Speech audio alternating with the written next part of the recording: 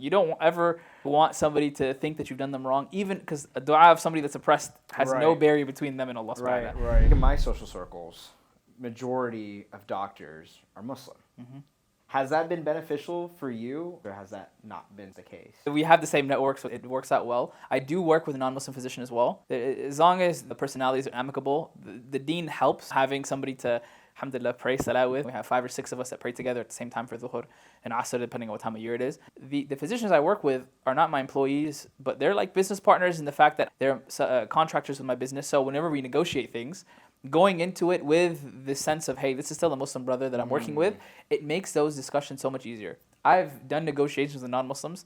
It's not as easy. Sometimes we'll be just going back and forth on something, and then, hey, Salat al-Asr came in, let's go pray. Or we end our meetings or discussions with dua. I own a business. I want to make sure that I am not only fair to the person that I work with, but I also don't want to lose too much in my negotiations, not only with pharmaceutical companies, but anybody I work with. So it's like a fine line, because you have to be fair, especially when they're Muslim. You don't ever want somebody to think that you've done them wrong, even because a dua of somebody that's oppressed has no barrier between them and Allah subhanahu wa ta'ala. And if you oppress somebody in business, it's not only going to harm your business, but we'll see what happens to your personal life as well.